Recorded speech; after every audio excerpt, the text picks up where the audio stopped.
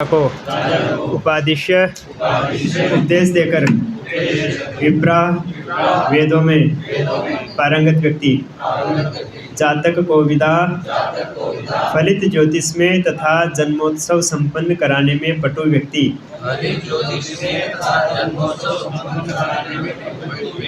लब्ध अपचितयः जिन्हें पारिश्रमिक के रूप में प्रचुर राशि प्राप्त हो चुकी थी,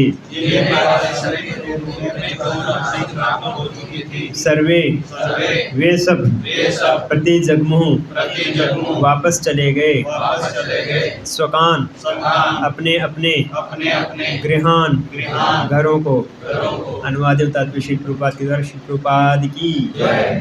इस प्रकार जो लोग ज्योतिष ज्ञान में तथा जन्मोत्सव संपन्न कराने में पटु थे, उन्होंने इस बालक के भविष्य के विषय में राजा युधिष्ठिर को उपदेश दिया। फिर प्रचुर दक्षिणा प्राप्त करके वे अपने घरों को लौट गए। ओम ज्ञानतिमिरान्धस्य ज्ञानाञ्जनशलाकया चक्षुरुन्मिलितं येन तस्मै श्रीगुरुवे नमः। श्रीचैतन्यमनोभीष्टं स्थापितं येन भूतले स्वयं रूपकदा मह्यं ददाति स्वपदान्तिकं।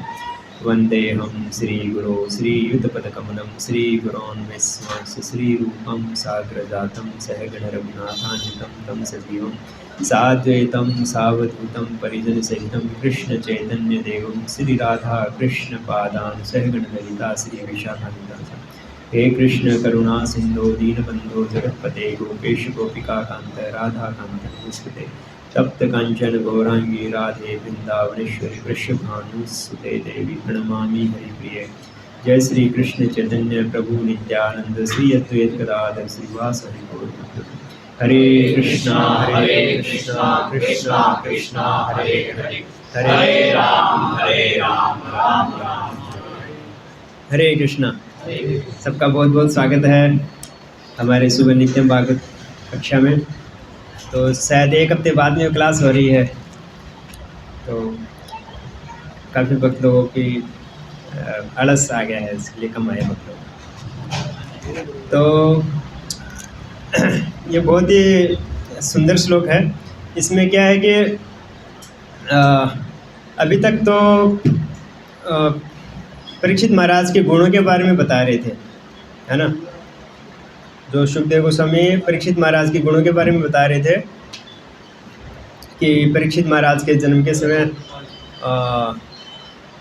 क्या क्या उनके क्या क्या गुण, जब ब्राह्मणों को पूछा गया कि इनका भविष्य कैसा होगा, तो ब्राह्मणों ने बताया कि ये ऐसे होंगे वैसे होंगे, जो कि हम पिछले 15-20 श्लोक से हम सुन रहे हैं कि ब्राह्मण भगवान के से भी तुलना की है और देवताओं से भी तुलना की है, और जो महान महान वस्तुएं हैं, हिमालय है, सिंह है, ऐसे उनके गुणों का जो वर्णन किया गया है, अलग अलग रूपों से अलग अलग वस्तुओं से किया गया है।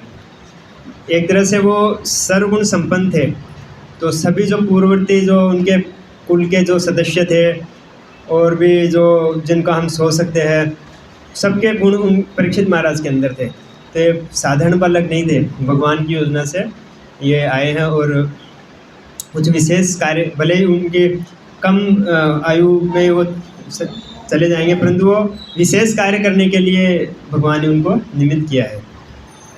तो ये जो अध्याय है कि इसका नाम है महाराज सम्राट परीक्षित का जन्म, और पिछला जो अध्याय था उसका क्या नाम था, भगवान कृष्ण द्वारका में प्रवेश, और उसके पहले था हस्तिनापुर से प्रस्थान। तो हस्तिनापुर से निकले और द्वारका में प्रवेश किए।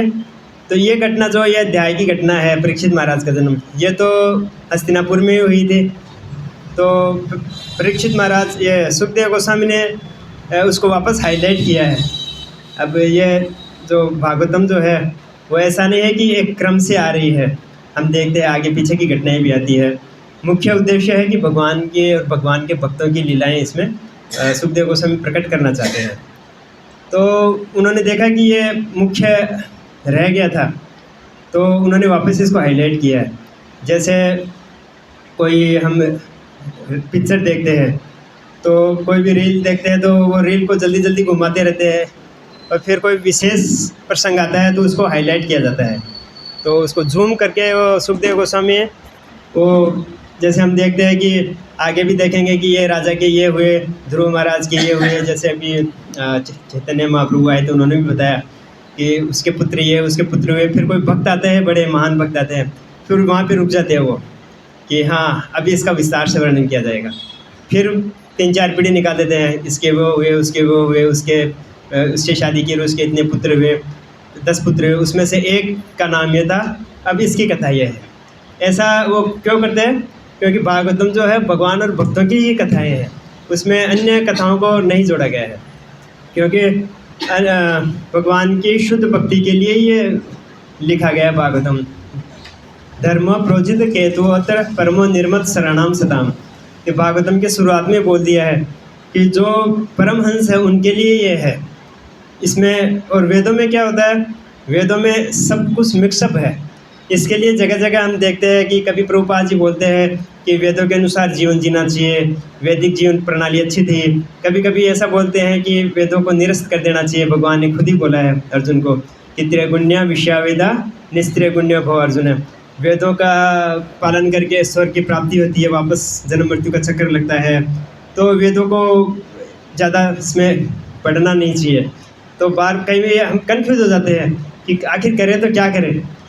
जैसे अर्जुन कन्फ्यूज़ हो गया था गीता में कि भगवान आप मेरे को निश्चित रूप से बताइए कि मेरे को करना क्या है, कि जो मेरे लिए श्रेयकर है वो बताइए। कभी आप कर्म करने के लिए बोलते हैं, कभी आप कर्म नहीं करने के लिए बोलते हैं। तो फिर भगवान उसको बता रहे हैं, क्योंकि गीता में क्या है कि कर्म योग, ज्ञान योग, भक्ति योग सब कुछ है, सब कुछ उसके अंदर दिया हुआ है। फिर अंत में भगवान बोलते हैं, अपना निर्णय दे रहे हैं कि तू भक्ति कर, मन मना भव मत भक्तो और सर्वधर्मान परित्यज। तो फिर ये भागवतम स्टार्ट होती है कि भगवान नारद जी बोलते हैं कि व्यासदेव जी को आपने इतने सारे ग्रंथ लिखे हैं, परंतु एक मन स्थिर नहीं हो जाएगा किसी का, वापस वो उसी सकाम कर्मों में लग जाएंगे। क्योंकि हम इतने बुद्धिशाली तो है नहीं कि हम दूध का दूध और पानी का पानी कर देवे, परमहंस की जैसे हमारी स्थिति नहीं है। हम तो जो गलत चीज़ है उस पर हम आकृष्ट होते हैं, क्योंकि एक मनुष्य का स्वभाव होता है कि वो लालच से आकर्षित हो जाता है। तो फिर नारद जी जब बोले कि तुम्हारी जो खिन्नता का कारण यही है कि तुमने सब उसको मिक्सअप कर दिया है, शुद्ध भक्ति के लिए ग्रंथ लिखो। तब व्यासदेव जी ने जब ये भागवतम लिखा तब उनके मन में संतुष्टि आई कि हाँ अब कुछ सही लिखा है, अब इसको जो पढ़ेगा इसको परमहंस पढ़ेगा, और जो परमहंस नहीं पढ़ेगा वो परमहंस हो जाएगा। मतलब इसका अर्थ क्या है कि इसमें इतनी शक्ति है कि हम इसको रोज़ रोज़ पढ़ते हैं, रोज़ रोज़ सुनते हैं और शुद्ध भक्तों के मुख से सुनते हैं, तो वो भगवान हमारे हृदय में विराजमान हो जाते हैं कि सद्यो हृदय अवरुद्ध तत्र शुश्रूभिष कृतिभिः शुश्रूभिः तत्क्षणात्, तुरंत भगवान हमारे हृदय में विराजमान हो जाते हैं। इसलिए इसमें भक्ति के अलावा और कोई चीज़ दिया ही नहीं है, कर्म के बारे में, ज्ञान के बारे में। इसलिए भागवतम ऐसा दिव्य ग्रंथ है कि सुखदेव गोस्वामी बोलते हैं इसको पीबत भागवतम रसमालयम, इसको भर भर कटोरे भर भर के पियो। तो स्वादिष्ट वस्तु होती है, जैसे हम गर्मी के दिनों में आम का रस बनाते हैं तो उसको हम चाहते हैं कि और 2-3 कटोरे पी ले हुए हम, तो ऐसे भर भर के पीते हैं। ऐसे ही ये भागवतम जो है तो जिसको जो रस आ गया ना तो वो छोड़ता नहीं है। तो 15 मिनट के लिए वो बैठता है, परंतु आधा घंटा पौन घंटे तक वो पढ़ लेता है। तो ऐसे भक्तों का रस लग जाता है। तो ये अमृत है जिसका अभी यहाँ पे बता रहे हैं कि वेद भौतिक तथा, तात्पर्य थोड़ा पढ़ते हैं, वेद भौतिक तथा आध्यात्मिक दोनों ही प्रकार से ज्ञान के स्रोत हैं, किंतु ऐसे ज्ञान का उद्देश्य आत्म साक्षात्कार की पूर्णता है। तो भगवान गीता में क्या बोलते हैं, किसी को याद है ये पढ़ने से किसी को याद आया ये कौन सा श्लोक है? कि बहुत श्लोक फेमस है सब नहीं, वेदों के द्वारा किसको जाना जाता है? वेदेश सर्वैर अहमेव वेद, 15.15 में है कि वेदेश सर्वैर अहमेव वेद वेदांत कृत वेदविद एव चाहम, कि वेदों को संकलन करने वाला भी मैं ही हूँ और वेदों के द्वारा जानने वाला भी मैं ही हूँ और वेदों के द्वारा मुझे ही जाना जाता है ना। तो अगर कोई वेद पढ़ के भगवान को नहीं जान रहा है तो वो एक तरह से अपना समय व्यर्थ कर रहा है। या भौतिक जीवन में ज़्यादा फंसता जा रहा है। इसलिए वेदों का इसमें संस्तुति नहीं किया है कि वेदों के हम भक्तों के लिए वेद पढ़ना सही नहीं है। भक्तों के लिए भागवतम पर्याप्त है, गीता पर्याप्त है। इसमें जो भक्ति के लिए पर्याप्त आवश्यकता है ज्ञान की, भौतिक जीवन के लिए भी और आध्यात्मिक जीवन के लिए सब दिया हुआ है। तो वेदों में अनेक प्रकार की चीज़ें हैं। अब भागवतम में भी जैसे कहीं कहीं ऐसे श्लोक आते हैं कि प्रभुपाद जी कई श्लोक आते हैं कि आपको ये इच्छा है तो इस देवता की पूजा करो, तो वो बताते हैं उसमें ये इच्छा है तो ये देवता की पूजा करो। एक दो श्लोक ऐसे है भागवतम में। तो वहाँ भी प्रभुपाद जी ने हमको अलर्ट कर दिया है कि नहीं नहीं, हमको तो हरे कृष्ण मंत्र ही जप करना है। हरे कृष्णा कृष्णा कृष्णा हरे हरे, हरे राम राम राम हरे हरे। हमारा मन उस पॉइंट पे स्थिर कर रहे हैं प्रभुपाद जी, बार बार भगवान के चरणों में झुका रहे हैं पकड़ के, और बोलते हैं नहीं यही करना है, कहीं भटक नहीं जाना, कहीं भटक नहीं जाना। तो तभी परिणाम निकलेगा। अगर हम जगह जगह पे अलग अलग क्रियाएं करेंगे, जबकि हम पहले इसको भक्ति में आने के पहले कर रहे थे, तो हमको इतना कोई संतुष्ट नहीं हुआ था। परंतु अभी एक ही, जैसे बोलते हैं ना, जगह जगह कुएँ खोदने से क्या फ़ायदा, एक कुआं गहरा खोद दो वहीं पानी निकल जाएगा। तो श्रम भी कम होगा और परिणाम भी हमको संतुष्टिदायक होगा। तो प्रभुपाद जी हमको एक पॉइंट पे स्थिर कर रहे हैं कि कृष्ण भक्ति करनी है, यही मंत्र लेना है।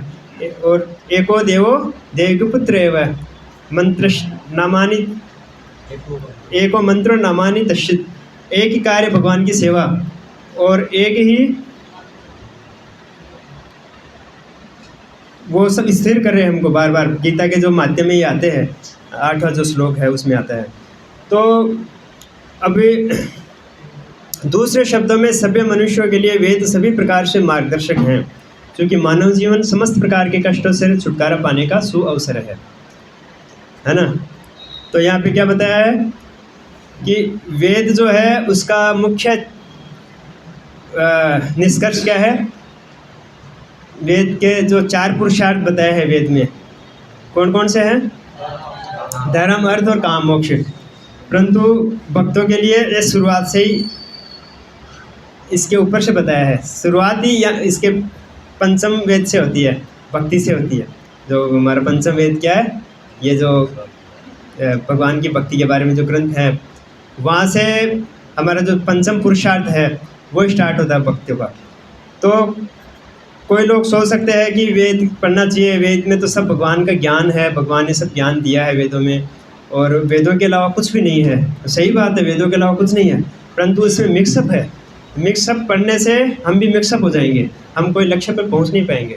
जैसे एक घड़ी का जो पहले वो पेंडुलम वाली घड़ी होती थी, आजकल नहीं होती है, तो वो पेंडुलम वो हिलता रहता है, पूरे 24 घंटे हिलता रहता है वो पेंडुलम, परंतु वो पहुंचता कहीं नहीं है, वो वहीं के वहीं रहता है। और जो कोल्लू का बेल क्या होता है, वो चलता रहता है सुबह से शाम तक, परंतु वो कहीं पहुंचता नहीं है, क्योंकि वो उसका कोई लक्ष्य निर्धारित नहीं है। अगर हमारा कोई लक्ष्य निर्धारित नहीं होगा तो हम करते रहेंगे, हमको परिणाम नहीं मिलेगा। इसलिए वेदों के पढ़ने के लिए विरोध किया गया है कि आप वेद पढ़ेंगे तो आप कोई लक्ष्य को प्राप्त नहीं कर पाएंगे, ज़्यादा से ज़्यादा आप स्वर्ग प्राप्त कर सकते हो, है ना। तो सब कुछ दिया है उसमें हमारे भौतिक जीवन के लिए, कैसे हम अच्छे से जीवन जीवें, कैसे हमारे जीवन को सुखी करें, फिर कैसे भगवान की धर्म करें, फिर अर्थ कमाएं, फिर अपनी इंद्रियों की तुष्टि करें, फिर हम भगवान मुक्ति प्राप्त करें। तो सब दिया है, परंतु हम उसमें भटक जाते हैं। तो हम उसमें से जो सार तत्व निकालना है वो नहीं निकाल सकते हैं। इसलिए वेदों को लिए संस्तुति नहीं किया भक्तों के लिए। उसमें सभी विज्ञान है वेद में, क्या नहीं है। वेद में हमारे मनुष्य जीवन जीने के लिए, जैसे आगे तात्पर्य में पढ़ेंगे, आयुर्वेद भी इसमें दिया हुआ है, शरीर को कैसे लंबा और स्वस्थ रखा जाए। और ज्योतिष विज्ञान है, जो कि ये श्लोक उसी पे है कि जो ज्योतिष में पटु विप्र थे, ब्राह्मण थे, उन्होंने परीक्षित महाराज के भविष्य के बारे में बताया, कुंडली दे के कि उनका ग्रह नक्षत्र दे के, जन्म के समय जो ग्रह नक्षत्र होते हैं तो वो देख के भविष्य के बारे में जानकारी हो सकती है कि ये भविष्य में क्या करने वाला बच्चा है। तो वो सब विज्ञान है, वो झूठा नहीं है। और भी विज्ञान है, धनुर्वेद है, और भी विज्ञान है, जैसे आर्यभट्ट थे हमारे जो पूर्व काल में, तो उन्होंने भूगोल विज्ञान का ऐसे ऐसे जो खोज की थी, तो आज के वैज्ञानिक भी उसको पार नहीं पा रहे हैं, क्योंकि वो एक जगह बैठ के ही अपने शरीर को ही ऐसा शोध कार्य के लिए प्रयोगशाला बना के उसी के अनुसार साधना करते थे, और उसी के अनुसार उनको दिव्य ज्ञान हो जाता था, वो कनेक्शन हो जाता था भगवान से, दिव्य शक्तियों से। तो वो मालूम कर लेते थे कि ब्रह्मांड में क्या हो रहा है, भूगोल विज्ञान है, सब विज्ञान इसमें दिए हुए हैं। और कोई कोई तो बोलते हैं कि जो अभी वैज्ञानिक जो हवाई जहाज़ उड़ाने का जो राइट ब्रदर्स को उनको क्रेडिट जाता है, तो वो क्रेडिट एक्चुअल में भारत के जो ऋषि मुनि थे उन्होंने सबसे पहले इसकी खोज की थी। तो ये सब वेदों के अंदर दिया हुआ है, तो वेदों के बाहर कुछ भी नहीं है। जब ब्रह्मा जी का उत्पत्ति हुई थी कमल पुष्प पे, तो ब्रह्मा जी को हृदय में भगवान ने वेदों का प्रकट ज्ञान दिया। तो उनको जब ज्ञान हुआ और तपस्या की, तो फिर उन्होंने सृष्टि, ब्रह्मांड की सृष्टि कैसे करना है, तब उनको ज्ञान हुआ ये वेदों के द्वारा। तो वेद का अर्थ ही है ज्ञान, वेद के बाहर कुछ नहीं है। तो दूसरे शब्दों में सभ्य मनुष्यों के लिए वेद सभी प्रकार से मार्गदर्शक हैं, क्योंकि मानव जीवन समस्त प्रकार के कष्टों से छुटकारा पाने का सुअवसर है। अतः वेदों के द्वारा, ज्ञान द्वारा इसका समुचित ढंग से पथ प्रदर्शन होता है, चाहे वह भौतिक आवश्यकताएं हों या आध्यात्मिक मोक्ष। बताया ना कि भौतिक आवश्यकताएं हों, यानी हमारे जीवन के लिए, जीने के लिए क्या ज़रूरत है वो भी है, और आध्यात्मिक जीवन के लिए कि इस जन्म के बाद भी हमको मुक्ति मिले या मोक्ष मिले, वो वापस जन्म मृत्यु के चक्कर में नहीं पड़े, तो उसके लिए भी सब दिया हुआ है। मनुष्यों का ऐसा विशेष वर्ग जो वेदों के ज्ञान में समर्पित होकर लगा रहता था, विप्र अर्थात वैदिक ज्ञान का स्नातक कहलाता था। वेदों में ज्ञान की विभिन्न शाखाएं हैं, जिसमें से ज्योतिष तथा आयुर्वेद दो महत्वपूर्ण शाखाएं हैं, है ना। अभी हमने चर्चा की ज्योतिष विज्ञान और आयुर्वेद विज्ञान। अतः बुद्धिमान मनुष्य, जिन्हें सामान्यतः ब्राह्मण कहा जाता है, वैदिक ज्ञान की विभिन्न शाखाओं में पारंगत होकर समाज का मार्गदर्शन करते थे। यहाँ तक कि ऐसे बुद्धिमान व्यक्ति धनुर्वेद में भी पारंगत होते थे और विप्रगण ज्ञान के इस अनुभाग के भी शिक्षक होते थे, यथा द्रोणाचार्य, कृपाचार्य इत्यादि। जब महाभारत में हम देखते हैं तो सभी पांडवों को शिक्षा किसने दी थी? पांडवों को ही नहीं, कौरवों को भी, सभी राजकुमारों को यह द्रोणाचार्य ने शिक्षा दी थी। और कृपाचार्य भी बड़े उसमें पारंगत थे, तो उन्होंने महाभारत के युद्ध में भाग लिया था दोनों ने। तो ये धनुर्विज्ञान भी वेद का एक हिस्सा है। तो यहाँ पे बताया है कि कर्म 3 प्रकार के, प्रभुपाद जी बता रहे हैं कि वेदों में 3 प्रकार के कांड होते हैं, है ना। मतलब कर्म कांड, ज्ञान कांड और उपासना कांड। तो कर्म कांड चैतन्य चरितामृत में आया है कि कर्म कांड, ज्ञान कांड सब विषेरे भांड। तो ये इसके चक्कर में मत पड़ो, शुद्ध भक्ति, भगवान की भक्ति करो, ऐसा बताए। तो कर्म कांड को जो करवाते थे, कर्म कांड का अर्थ क्या हुआ कि जो जैसे कोई ब्याह शादी में मंत्र पढ़ते हैं, पूजा पाठ करवाते हैं, कोई किसी का दोष लग जाता है, ऐसे कोई पितृदोष होता है, वो सब करवाते हैं। ऐसा वो कई प्रकार, जैसे किसी का जन्म होता है तो वो पूजा पाठ करवाते हैं, किसी के मृत्यु पे अंतिम संस्कार, वो सब ये कार्य किसका है? कर्मकांड कराने का। हमारे जो 16 संस्कार होते हैं तो उस समय एक पूजा होती है, तो वो सब पूजा ये कर्मकांड के थ्रू होती है। वो कर्मकांड कौन करवाते हैं? वो विप्र करवाते हैं, उनको विप्र बोलते हैं। वो ब्राह्मण से एक लोअर कैटेगरी हो गई, और दूसरे कैटेगरी ब्राह्मणों की आती है। विप्र हालांकि वो सब पूजा पाठ करवाते हैं, परंतु उनको इतना ज्ञान नहीं होता कि हम आत्मा है। और ब्राह्मण क्या होते हैं? ब्रह्म जानाती थी ब्राह्मण, कि जो ब्रह्म को जानता है वह ब्राह्मण है। वो जानते हैं कि भगवान कौन है और मैं शरीर नहीं हूँ, मैं आत्मा हूँ, अपने आप को आत्मा के रूप में जानते हैं। ये जानने वाला को ब्राह्मण कहते हैं। उसका ज्ञान थोड़ा सा उच्च होता है, उच्च लेवल का होता है। तो वो लोग समाज को ज्ञान देते हैं कि ऐसे परिस्थितियों में क्या करना चाहिए। जैसे पांडवों के राज गुरु होते थे वो धौम्य ऋषि, तो वो हर समय उनको सलाह देते थे कि भी आपको ऐसा करना है, ऐसा करना है, क्योंकि वो उस कार्य में दक्ष होते थे। तो राजा जो होते थे वो उनका जीवन निर्वाह करने के लिए उनको सब सुविधाएं देते थे। सामान्य नागरिक भी उनको कुछ देते रहते थे ताकि उनको समय उनका जो बचे और वो वैदिक साहित्य का अध्ययन करके समाज को शिक्षा दे सके। ये वर्णाश्रम प्रणाली थी प्राचीन काल में। अभी तो सभी लोगों को कमाना पड़ता है, सभी लोगों को खर्च करना पड़ता है, तो अभी कोई ब्राह्मण नहीं है, अभी कोई ज्ञान देने वाला नहीं है। इसलिए प्रभुपाद जी ने इस्कॉन की स्थापना इसीलिए की है कि कुछ ब्राह्मण वर्ग उत्पन्न किए जाएं ताकि सभी भक्तों को, सभी सामान्य जनों को उनका संघ का लाभ मिल सके। और जगह जगह वो प्रचार के लिए जाते हैं और ये सब व्यवस्था की है। और तीसरी कैटेगरी कौन सी हो गई?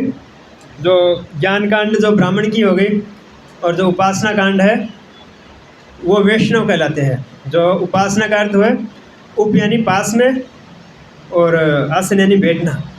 पास में बैठना, निकट बैठना, भगवान के सम्मुख बैठना, भगवान के पास में बैठना, भगवान की संगति करना। तो जो भगवान की जो भक्ति करता है तो वो उपासना के अंतर्गत आ गई। और उसको संचालित कौन करते हैं? वैष्णव। वैष्णव उसको ज्ञान देते हैं कि वो जानते हैं कि भगवान खुद के बारे में भी जानते हैं कि हम आत्मा हैं, और परमात्मा के बारे में भी जानते हैं कि आत्मा को परमात्मा की सेवा करनी है, भगवान कौन है, ब्रह्म परमात्मा भगवान के बारे में जानते हैं। और वो उनसे कैसे भगवान से व्यवहार किया जाए, कैसे उनकी भक्ति की जाए, वो सब ज्ञान ये शास्त्रों के द्वारा ये उपासना कांड के अंतर्गत आते हैं। और वो देते हैं वैष्णव। तो वैष्णव की कैटेगरी सबसे टॉप मोस्ट मानी गई है। तो बोलते हैं कि सौ हजारों सैकड़ों ब्राह्मणों से के तुलना में एक वैष्णव की बराबर होता, एक वैष्णव सैकड़ों ब्राह्मणों के बराबर होता है। अभी जैसे श्राद्ध पक्ष आएंगे तो श्राद्ध पक्ष में चैतन्य चरितामृत में भी कथा आती है कि अद्वैत आचार्य अपने पिता का श्राद्ध कर रहे थे, तो उन्होंने सबसे पहले जो श्राद्ध की जो थाली थी वो हरिदास ठाकुर को दी, क्योंकि वो कहते हैं कि तब उन्होंने हरिदास ठाकुर ने कहा कि आप समाज ऐसा क्यों कर रहे हो, मैं तो पतित हूँ, समाज आपका बहिष्कार कर देगा। बोले मुझे समाज की परवाह नहीं है, एक हज़ारों ब्राह्मणों को खिलाने से अच्छा है मैं एक वैष्णव को खिलाऊं, आपको खिलाने से हज़ारों ब्राह्मणों का मेरे को फल मिल जाएगा। तो इतनी महिमा है वैष्णव की। भगवान भागवत में क्या बोलता है कि वैष्णव के मुख से मैं खाता हूँ। तो ये कैटेगरी है अलग अलग। और जो शास्त्र जो हैं वो सभी कैटेगरी के मनुष्यों के लिए बनाए गए हैं, इस तरह से डिज़ाइन किया गया है तो सभी का उद्धार हो। तो हम कौन सी कैटेगरी में हैं? अभी मान लो हम भक्ति में आ गए हैं, तो पहले भी हम सब ये लोग ये सब कार्य कर ही चुके हैं ना, ये सब हम प्रसार कर चुके हैं। तो हमको किसी को देख के ऐसा हंसना नहीं चाहिए या अपने आप को बड़ा नहीं समझना चाहिए, क्योंकि ये सब हम चीज़ कर चुके हैं और वो लोग आने वाले हैं इस चीज़ में। तो सभी लोग तो भगवान की भक्ति करके ही करने के लिए इस भौतिक जगत में भगवान ने डाला है। तो किसी का समय कम लग सकता है, किसी का ज़्यादा लग सकता है। और ये जो गुण बता रहे परीक्षित महाराज के जन्म के, तो जो एक ग्रह नक्षत्र जो जन्म के समय होते हैं, तो वो ग्रह नक्षत्र के हिसाब से जो 9 ग्रह होते हैं हमारे, सूर्य है, चंद्र है, राहु, केतु, मंगल, शनि, जो वार हैं हमारे, जो 7 दिन के वार हैं, शुक्र है, बृहस्पति है, तो वो सब ग्रह कौन सी अवस्था में होते हैं, उस अवस्था के हिसाब से उस जन्म के समय क्या कुंडली बनती है, कौन सा ग्रह में कौन सा ग्रह, कौन से घर में कौन सा ग्रह बैठा हुआ है, ऐसा एक उनका विज्ञान होता है बहुत। तो वो सीखना पड़ता है। आजकल तो ऐसे कोई विद्वान ब्राह्मण नहीं रहे हैं, विद्वान विप्र नहीं रहे हैं कि वो ज्योतिष की पूरी गणना करते हुए, तो वो अनुमान लगाते हैं। बहुत ही कम रह गए ऐसे विद्वान कि ज्योतिष देख के कोई बता सके कि वो एक्चुअल में यही होगा, क्योंकि ऐसा विज्ञान धीरे धीरे लुप्त होता जा रहा है। और वो विज्ञान एक्चुअल में क्या है कि वो हमारे जो पूर्व जन्म के जो कार्यकलाप है, हमारे जो कर्मों का फल है, उसका ओपनिंग बैलेंस है। ये जो जन्म है, जो हम जन्म लेते हैं तो कुछ हमारा ओपनिंग बैलेंस लेके आते हैं। तो वो ओपनिंग बैलेंस बताता है कि आपने पूरे जन्म में ये कर्म किए थे, अभी आप आगे आपको ये वस्तुएं मिलने वाली है और ये नहीं मिलने वाली है, ये कष्ट आएंगे और ये सुविधाएं मिलेंगी। प्रारब्ध क्या होता है? इसको प्रारब्ध कहते हैं। विधि अप्रारब्ध फलम पापम कूटम बीजम फलोन्मुखम, कि कुछ कर्म ऐसे होते हैं कि वो प्रारब्ध, देखो ना इसको, कुछ कर्म ऐसे होते हैं कि उसको मिटा नहीं सकते हैं, है ना। वो कर्म, हमारा जो भाग्य है वो कर्म से बनता है। कर्मों से भाग्य को बदला जा सकता है, परंतु कुछ भाग्य ऐसे होते हैं जो प्रारब्ध बोलते हैं, तो उसको बदल नहीं सकते, वो तो भोगने ही पड़ते हैं, है ना। और कुछ प्रारब्ध होते हैं जैसे वो फलित होने वाले हैं, और कुछ अभी बीज रूप में हैं, और कुछ फलित हो चुके हैं। तो वो जो बीज रूप में है या फलित होने वाले हैं, उनको कम किया जा सकता है और किसी भाग्य को नष्ट भी किया जा सकता है ना। तो भक्ति ऐसी है कि जैसे कोई बीज हमने ज़मीन में डाला, और अगर डालने के पहले हमने उसको बॉईल कर दिया, गर्म कर दिया, उबाल दिया, है ना, तो फिर ज़मीन में डाला तो वो उगेगा नहीं। ऐसे भक्ति हमारे जो कर्मों के जो बीज हैं उसको जला देती है। भस्मसात कुरुते यथेन दांसी समृद्धोग्नि भस्मसात कुरुते अर्जुन, कि जैसे अग्नि समस्त ईंधन को जला के राख कर देती है, ऐसे ही भक्ति हमारे सारे कर्म फलों को जला के भस्म कर देती है। तो ब्रह्मा जी ब्रह्म संहिता में बोलते हैं कि कर्माणि निर्दहन्ति किंतु च भक्ति भाजाम, कि एक इंद्र और इंद्रजो नाम का एक कीट है जो बरसात में होता है, उसको भी अपने कर्मों का फल भोगना पड़ता है, परंतु भक्त ऐसे भाग्यशाली है कि भगवान उनके सारे कर्मों को निर्दहन्ति जला देते हैं। दीक्षा काले भक्त करे आत्मसमर्पण, तही काले कृष्ण करे तही आत्मसम, तो भगवान उसको अपने समान अपना लेते हैं और सारे दोष नष्ट कर देते हैं। परंतु उस मानसिकता में जब भक्त रहते हैं, हमेशा उसका पालन करते हैं, तब तो भगवान का उद्देश्य जीव को दुख देने का नहीं है, क्योंकि हम ऐसे कर्म किए हैं। अब कोई सरकार थोड़ी चाहती है लोगों को पकड़ के जेल में डालने का, नहीं चाहती है, कोई सरकार नहीं चाहेगी, परंतु कुछ लोग के कर्म ऐसे होते हैं कि उनको डालना पड़ता है ताकि बाकी के लोग शांति से रह सकें। तो भगवान ने ये भौतिक जगत इसलिए बनाया है कि सुधरो भाई, अगर नहीं सुधरेंगे तो वापस यहीं पे हमारी जीवन अवधि बढ़ती रहेगी। तो भगवान का उद्देश्य दुख देना नहीं है। अगर कोई अच्छे सुधर जाता है जेल में तो उसकी अप्लाई की जाती है और उसको समय से पहले छोड़ भी दिया जाता है। ऐसे ही भगवान देखते हैं कि ये मेरी भक्ति में आ गया है, और सन्मुख होई जीव मोहि जबहि जन्म कोटि अगनासि तबहि, अनेक जन्मों के पाप नष्ट कर देते हैं भगवान के लिए कोई पाप नष्ट करना कोई बड़ी बात नहीं है। तो मुख्य क्या है कि वो आगे से दृढ़ निश्चय कर ले, मैं आगे से कोई अपराध नहीं करूँगा। चैतन्य महाप्रभु ने क्या बोला जगह मदाई को, कि आगे से निश्चय करो, एक क्षण में तुम्हारे सारे पाप नष्ट कर दूंगा। जबकि वो तो कितने पाप के भंडार थे, सभी पाप उन्होंने किए थे, तो सारे पाप नष्ट कर दिए। तो भगवान चाहते हैं कि मेरी शरण में आ जावे, तो भगवान के लिए कोई पूर्व पाप को नष्ट करना कोई बड़ी बात नहीं है। तो ये हमारा ओपनिंग बैलेंस है, उसको भी बदल सकते हैं और कुछ हम भोग सकते हैं, परंतु उसमें ज़्यादा अभी ये जो ज्योतिष है उसमें के पछड़े में ज़्यादा पढ़ना नहीं चाहिए एक्चुअल में। अभी आप बोल सकते हैं कि ये तो पढ़ गए युधिष्ठिर महाराज, पर ये हमारे जैसे जन्म नहीं है परीक्षित महाराज का, वो महाभागवतम है। ऐसे तो प्रभुपाद जी का भी पिताजी ने जन्मपत्री दिखाई थी, तो उन्होंने कहा था कि ये जो बच्चा है 108 मंदिर बनाएगा, पूरे विश्व में प्रचार करेगा, प्रभुपाद जी के बारे में बोले थे। तो आज का दिन है, प्रभुपाद जी विदेश गए थे, आज का जो दिन है बहुत खास है। प्रभुपाद जी अमेरिका के लिए प्रस्थान किए थे आज के दिन। और चैतन्य महाप्रभु के जन्म के समय उनके नाना नीलांबर चक्रवर्ती ठाकुर जी थे, वो बड़े खुद ज्योतिष थे। उन्होंने बताया कि ये पूरे विश्व में भक्ति का प्रचार करेगा, नारायण के समान है, और भी क्या क्या बताया था कि ये मतलब उन्होंने ज्योतिष की गणना की थी। और भगवान कृष्ण के समय भी हुई थी ज्योतिष की गणना। गर्ग मुनि आए थे, नंद महाराज ने बुलाया था, और जब चुपके से उन्होंने उनका जात कर्म संस्कार करवाया था कंस के भय के कारण। तो वो सब हुआ है, और हमारे जीवन में भी होना चाहिए। ये संस्कार है, 16 संस्कार के अंतर्गत आते हैं, परंतु हम बार बार उसी को दिखाते रहे, आगे क्या होगा, आगे क्या होगा। पंडित जी के पास जाएं बार बार में भाग भाग के कि देखिए व्यापार नहीं चल रहा है, देखिए बच्चा बात नहीं मान रहा है, देखिए पोता नहीं हो रहा है, देखिए देखिए देखिए। तो ये बार बार में हम देखिए देखिए करते हैं, तो वो हमारा जीवन देखते देखने में निकल जाता है।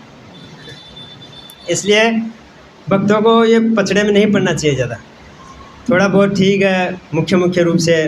कितना आटे में नमक कितना होता है उतना सा, ज़्यादा अगर नमक डालेंगे तो क्या हो जाएगा, रोटी खारी हो जाएगी। तो हमको ज्योतिष का उपयोग इतना ही करना चाहिए। ज़्यादा करेंगे ना तो इसके एक कहानी आती है, तो हम उसे समझ सकते हैं। वो कहानी क्या है कि एक गांव में 2 दोस्त रहते थे, है ना। तो बड़े ही मस्त मिजाज थे दोनों, तो पढ़ते थे, छोटे बालक थे। तो उनके मन में आई चलो पंडित जी को पूछते हैं। एक बड़े पंडित आए थे गांव में, तो उनको हाथ दिखाते हैं। तो दोनों हाथ दिखाने गए पंडित जी को। तो पंडित जी ने एक हाथ दे के बोला कि तू तो बड़ा राजशाही योग है तेरे, तू तो बड़ा एकदम पैसे वाला जमींदार जैसा होगा तू तो, है ना। और दूसरे को बोले कि तेरे तो गरीबी लिखी है, तो कुछ नहीं है तेरे भाग्य में, कुछ है नहीं, गरीबी लिखी है, बहुत गरीबी लिखी है। तो उनके दिमाग में बैठ गई दोनों चीज़। तो जो व्यक्ति को बोला था, मान लो उनका नाम राम श्याम मान लेते हैं एक बार, मान लो राम को बोला तो पैसे वाला होगा, तो उनके दिमाग में वो बैठ गया।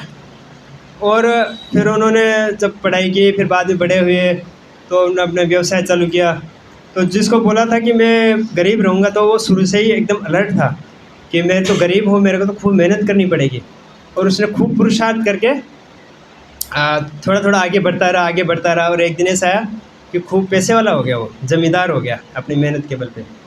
और जिसको बोला था कि तू तो कुछ कमी नहीं है, तेरा ठाठ ही ठाठ है ना, और पैसा ही पैसा है, जहाँ हाथ रखो वहीं पैसा है, ऐसा बोला था जैसे राम को।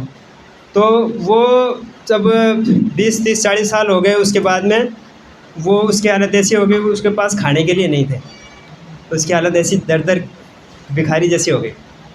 तो फिर दोनों काफ़ी साल बाद में मिलते हैं, चर्चा करते हैं कि ये पंडित जी हमको बोले थे तो उल्टा कैसे हो गया, तो तेरे को तो धनी बताया था, तू तो भिखारी हो गया, और मेरे को भिखारी बताया, मैं धनी हो गया।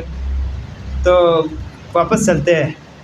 तो वापस गए उनके पास, तो पंडित जी बोले कि उस समय का बैलेंस तो यही था, अभी उसने कर्म करके अपना बैलेंस चेंज कर दिया, उसने बहुत मेहनत की और अपने बल पे उसने कुछ हासिल किया है भौतिक जगत में।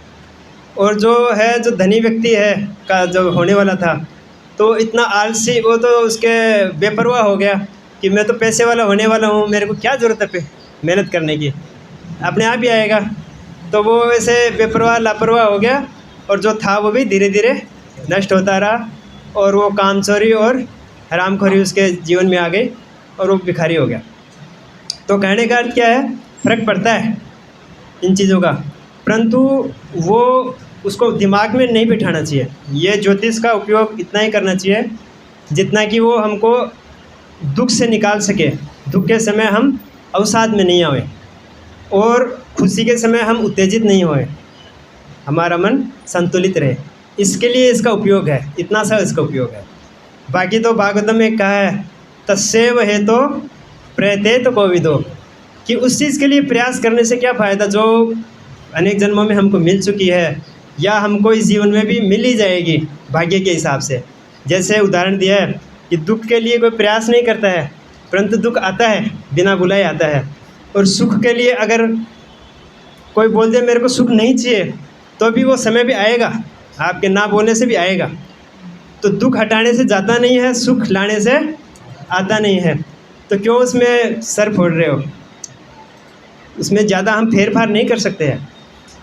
काले न सर्वत्र गंभीर हैं ऐसा कि जो अनेक जन्मों में हमने ये सब प्राप्त कर चुके हैं, काल के अनुसार वो हमको प्राप्त होगा। जैसे दुख अपने आप आया, सुख भी आएगा। हमारा दुख कब से स्टार्ट होता है? जब से हम सुखी होने का प्रयास करते हैं। कोई देखता है मेरे को बहुत पैसे वाला बनना है, बहुत नाम कमाना है, बहुत बंगला गाड़ी ले, तो उस समझो उसके दिमाग में अभी आया, तो अब से ही उसका दुख स्टार्ट हो गया। उसके लिए क्या करना पड़ेगा?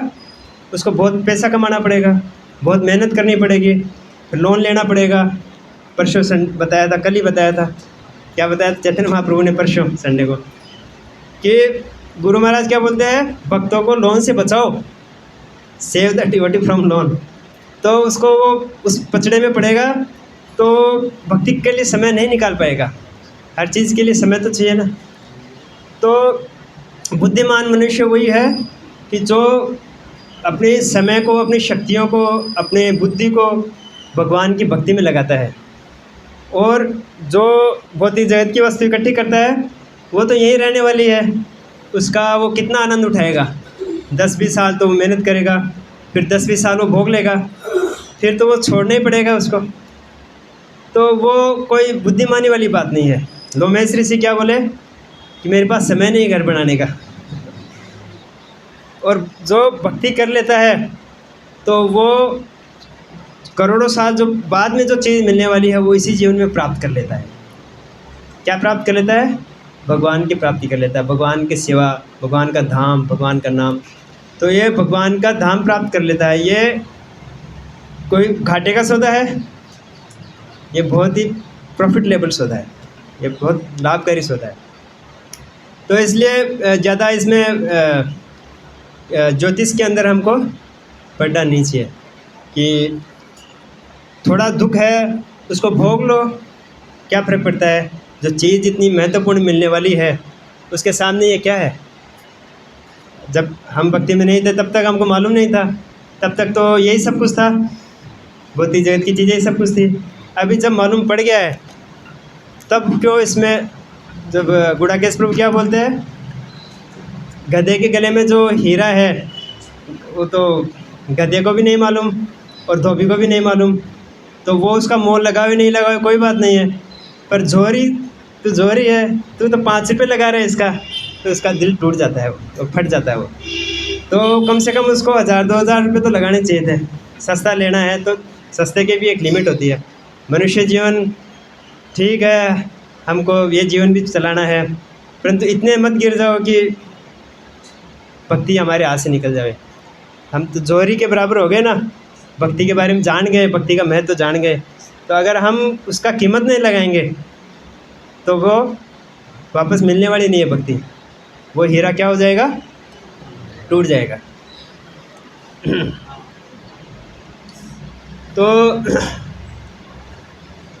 यहाँ पर वर्णित विप्र शब्द महत्वपूर्ण है। विप्रो तथा ब्राह्मण में थोड़ा अंतर होता है। विप्र गण वे हैं जो कर्म कांड में दक्ष होते हैं, जो समाज का मार्गदर्शन करके जीवन की भौतिक आवश्यकताओं की पूर्ति करते थे, जबकि ब्राह्मण मनुष्य दिव्यता के आध्यात्मिक ज्ञान में पटु होते हैं। ज्ञान का यह विभाग ज्ञान कांड कहलाता है और इससे भी ऊपर उपासना कांड होता है। उपासना कांड की सर्वोच्च परिणति भगवान विष्णु की भक्ति में सेवा में होती है। सवे पुंसा परो धर्मो यतोर भक्ति रथोक्षजे। असली भक्ति वही है जो जिससे भगवान प्रसन्न हो, बाकी सब नकली भक्ति है। यह आत्मा सुप्रसिद्ध थी। अतः पुंभी द्विजश्रेष्ठ वर्णाश्रम विभाग से नोत्पाद यदि श्रम एवं केवल स्वनिष्ठ से धर्म से संसिद्धिर हरितोष्णम। आगे अतः पुंभी द्विजश्रेष्ठ वर्णाश्रम विभाग से स्वनिष्ठ से धर्म से संसिद्धिर हरितोष्णम। तो हमारे कर्मों के द्वारा भगवान अगर प्रसन्न नहीं हो रहे हैं, यानी हम ऐसा, कुछ लोग समाज में क्या बोलते हैं, अभी मैं अच्छा से कमा लेता हूँ, सब फ्री हो जाता हूँ, फिर बाद में मैं भक्ति करूँगा, वो दिन कभी नहीं आएगा। साथ साथ चलने वाली चीज़ें हैं। दोनों साथ चलेंगे तभी हो सकता है। वो दिन कभी नहीं आएगा कि हम भौतिक जगत से संतुष्ट होकर भक्ति में लगेंगे, वो कभी नहीं आएगा। जब हम शुरुआत से ही कौमारम आश्रित से ही करेंगे, बचपन से ही, जब जागे तभी सवेरा तभी से ही करेंगे, तभी हम अंत समय में भी भक्ति कर सकते हैं। नहीं, वो दिन कभी नहीं आएगा। ये माया है, ये भुला रही है कि अभी तो अच्छे से कमा ले, सेट कर दे बच्चों को, फिर बाद में भक्ति करना। तो ज्ञान का विभाग ज्ञान कांड कहलाता है। उपासना कांड की सर्वोच्च परिणति भगवान विष्णु की भक्ति में सेवा में होती है। और जब ब्राह्मण सिद्धि प्राप्त कर लेते हैं तो वे वैष्णव कहलाते हैं। पूजा की विधियों में विष्णु पूजा सर्वोच्च विधि है। समुन्नत ब्राह्मण वैष्णव होते हैं जो श्री भगवान की दिव्य प्रेमा भक्ति में संलग्न रहते हैं। इस प्रकार श्रीमद् भागवतम जो भक्ति का विज्ञान है वैष्णव को अत्यंत प्रिय है। यद वैष्णवानाम प्रियम, जैसा कि श्रीमद् भागवतम के प्रारंभ में बताया जा चुका है, यह वैदिक ज्ञान का परिपक्व फल है। निगम कल्पतरोर गलितम फलम सुख मुखाद अमृत रस संयुतम। उपरोक्त तीनों कांडों अर्थात कर्मकांड, ज्ञान कांड तथा उपासना कांडों से कहीं अधिक श्रेष्ठ विषय है। यहाँ पे उपासना कांड से भी श्रेष्ठ भक्ति को बताया है, मतलब शुद्ध भक्ति, शुद्ध भक्ति का। कर्मकांड के पंडितों में से जातक, कर्मे, विप, पटु, विप्र अच्छे ज्योतिष होते थे जो नवजात शिशु के भविष्य को केवल समय लग्न की गणना से बता देते थे। महाराज परीक्षित के जन्म काल के समय ऐसे पटु, जातक, विप्र विद्यमान थे और उनके पिता में महाराज युधिष्ठिर ने इन विप्रों को पर्याप्त सोना, भूमि, गांव, अन्न तथा गाय सहित अन्य आवश्यक वस्तुएं भेंट की। सामाजिक संरचना में ऐसे विप्रों की आवश्यकता है और राज्य का यह कर्तव्य है कि ऐसे लोगों का अच्छे तरह से पालन करें, जैसा कि वैदिक पद्धति में विधान है। ऐसे पटोवी पर राज्य द्वारा प्राप्त धन दिए जाने पर सामान्य लोगों की निःशुल्क सेवा कर सकते हैं और इस प्रकार वैदिक ज्ञान का यह विभाग सबके लिए सुलभ हो सकता है। अभी तो क्या है, सबको कमाना है तो कोई ऐसा उसी में लगा नहीं रह सकता है, इसलिए हमको रोज़ कमाने भी जाना है और रोज़ भागवतम भी पढ़ना है, दोनों साथ साथ चलने वाली चीज़ है। इसलिए ऐसा नहीं सोचना चाहिए कि खाली कमाना ही है या खाली सब काम छोड़ के हमको यही करना है जब तक हमारी जिम्मेदारी है, तो ये साथ साथ चलने वाली चीज़ें हैं। तो अभी एक इसमें प्रसंग आता है कि प्रभुपाद जी के समय में है ना, किसी ने पूछा प्रभुपाद जी को भी, अभी भारत में क्या है, कोई भी गेरुए वस्त्र पहने रहते तो उनको लगता है सब भविष्य बताने वाले हैं, क्योंकि काफ़ी लोग उसका दुरुपयोग भी करते हैं। हाँ बेटा तेरे ये ऐसे होने वाला है, लाओ पैसा लाओ, ऐसा वो व्यापार बना दिया उन्होंने। तो सबको पता है कि चार चीज़ बोलूँगा तो दो सही होने वाली है, तो सबको मालूम होता है कि तू बहुत मेहनत करता है पर तेरी कोई सुनवाई नहीं हो रही है, तेरे को उसका फल नहीं मिल रहा है। हाँ महाराज ये बात है। तो ऐसे ऐसे उसको इमोशनली कर देते हैं और कुछ वो पैसा इकट्ठा कर लेते हैं। तो 10 में से कोई 4 आदमी का भी सही हो गया तो 4 तो आएंगे उसको धोख देंगे और 4 को लेके आएंगे। तो वो ये ऐसा व्यापार है, प्राय ये सही होता है, कोई सच्चे बताने वाले नहीं होते। तो एक बार प्रभुपाद जी को पूछा कि प्रभुपाद जी मेरा भविष्य देखिए। तो प्रभुपाद जी ने हाँ कि तेरे जीवन में ना 4 चीज़ फिक्स है। क्या है कि तेरा 4 दुख है तेरे जीवन में। क्या महाराज? जन्म, मृत्यु, जरा, व्याधि। तेरे जीवन में 4 चीज़ फिक्स है, वो सबके जीवन में है। तो प्रभुपाद जी इसके लिए रिकमेंड नहीं करते थे कि बार बार ज्योतिष दिखाना। तो और भी एक प्रसंग आते हैं कि वो ट्रेन में बैठे थे कि मेरा भविष्य देखिए, और एक अभी की बात है, कोई सन्यासी थे हमारे इस्कॉन के, वरिष्ठ सन्यासी थे, हैं अभी भी हैं। तो उनको ट्रेन में पूछा किसी ने कि महाराज जी देखिए मेरा हाथ देखिए। फ्लाइट में शायद की बात है, फ्लाइट की बात है। तो ठीक है देख देता हूँ। तो उन्होंने देखा, बोले कि तुम्हारे यहाँ ना कुछ महीनों में कैंसर होने वाला है। कैंसर होने वाला? डर गया बेचारा। कैसे? तो बोले कि अभी तू है ना ड्रिंक कर रहा था, मैंने देखा। फ्लाइट में ड्रिंक कर रहा था वो व्यक्ति। तो ड्रिंक करेगा तो उसको कैंसर होने वाला है। तो हम देख सकते हैं उसके जीवन में उसके क्रियाकलाप क्या है, उसके विचार क्या है, वो क्या कर रहा है, उसके अनुसार जीवन बनने वाला है। अब जब कोई आंकड़े का बीज बोएगा तो आम थोड़े पैदा होगा। हम क्या करते हैं, आंकड़े का बीज बोना चाहते हैं और हमको क्या चाहिए? आम का फल चाहिए। वैसे हमारी स्थिति है, तो हमको आम का बीज बोना पड़ेगा। तो भक्त लोग क्या करते हैं? हरे कृष्ण महामंत्र जप करते हैं, और जो प्रभुपाद जी ने बताया वो नियमों के अनुसार चल रहे हैं, रोज़ भागवतम पढ़ रहे हैं। ये क्या है? आम का बीज भी बो रहे हैं। तो उससे क्या होगा? वो बीज फलित होके भक्तिलता बीज पुष्ट होगी। परंतु हमको साथ में क्या ध्यान रखना है? खरपतवार से ध्यान रखना है। खरपतवार वो उसका रस नहीं खींच ले सारा। उस पौधे जो कोमल लता है उसका जो रस है वो खरपतवार नहीं खींच ले, उससे बचना है। तो हमारा जो वृक्ष है वो सफल होगा और कृष्ण प्रेम जो हमको प्राप्त होगा।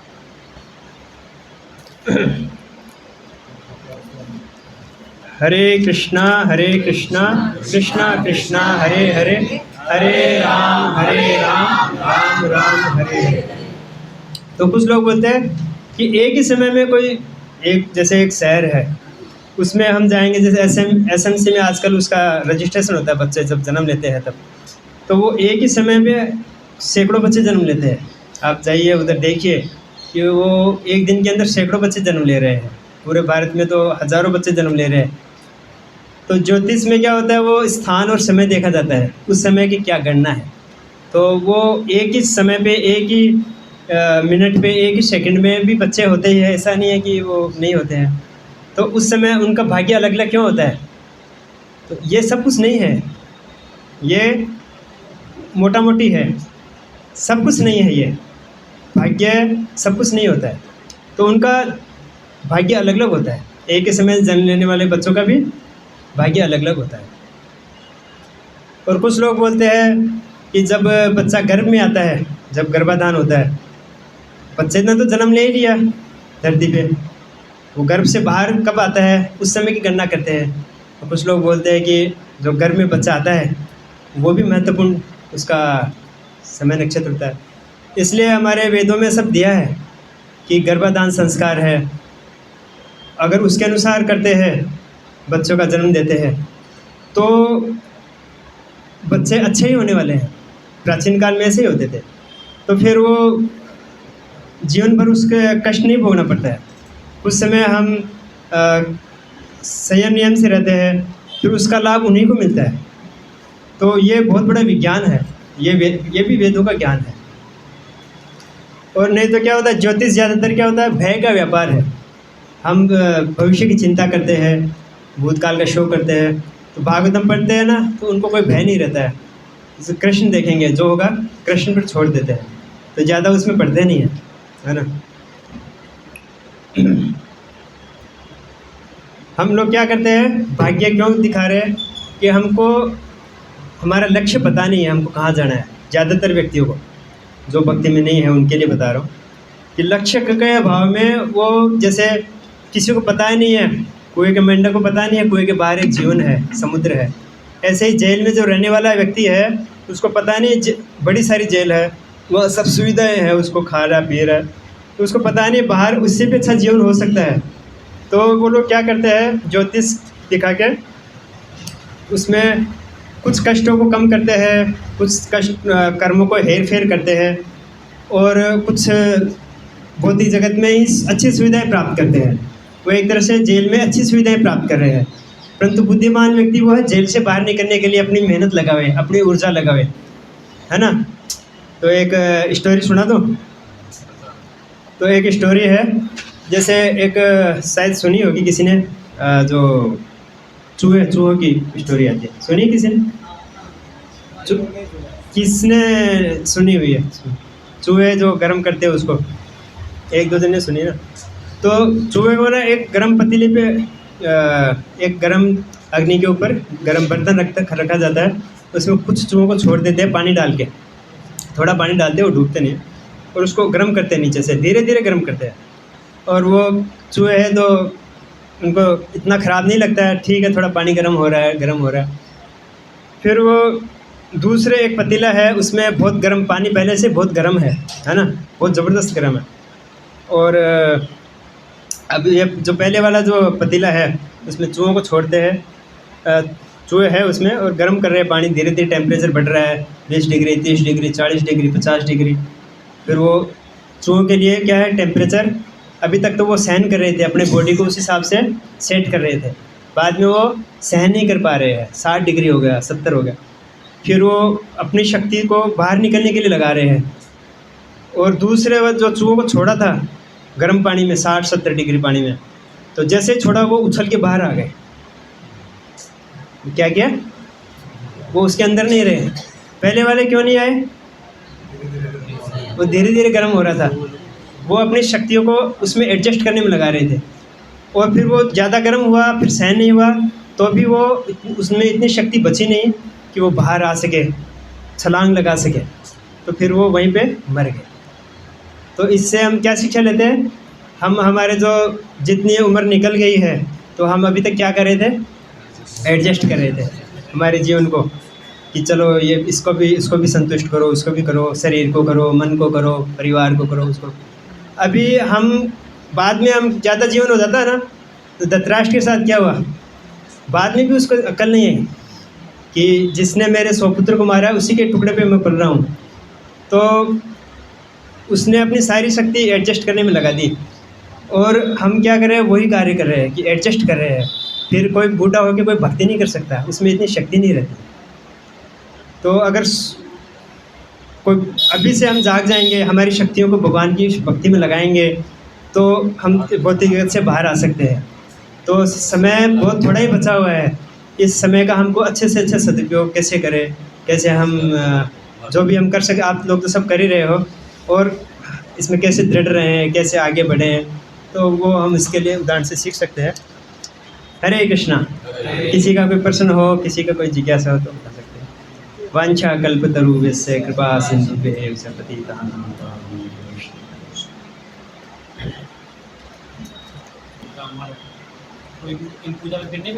बैठना चाहिए, ये सब 16 संस्कार के अंतर्गत आते हैं, वो सब करवाना चाहिए। अगर वैष्णव हो गए तो फिर वैष्णव से कराना चाहिए।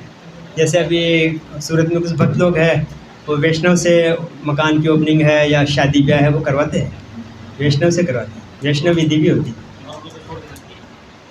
वैष्णव है तो वो बेस्ट है, अगर वो परिवार का सहयोग नहीं है तो वो भी करवाना चाहिए। ऐसा नहीं कि वो दोनों ही नहीं करावे, कहने का अर्थ क्या है, करवाना तो चाहिए, वो हमारे वेदों का है। पर उसमें गांव में वैष्णव नहीं मिलेंगे तो कर्मकांडी ब्राह्मण से करा सकते हैं, उसमें कीर्तन कर सकते हैं, भगवान का नाम जप कर सकते हैं। जहाँ भगवान का नाम होता है वहाँ सब दोष खत्म हो जाते हैं। थोड़ा वो पंडित को बोले थोड़ा हमको कीर्तन कराना, आप कीर्तन कराइए, हरे कृष्ण कृष्ण कृष्ण हरे हरे, हरे राम राम। अगर कुछ मंत्र भी बोल देते हैं वहाँ पे 10-20 बार भी, तो सारे दोष खत्म हो जाते हैं। भगवान का एक नाम सर्व पाप क्षय है, एक नाम सब पाप को नष्ट कर सकता है। तो थोड़ा कीर्तन से वहाँ के वातावरण, सभी व्यक्ति, स्थान, सामग्री सब शुद्ध हो जाती है। कोई भी कर्म भगवान के नाम के बिना पूरा होता ही नहीं है। भगवान का एक नाम ये है। हम बोल सकते हैं ना, हम करवा देंगे। हाँ।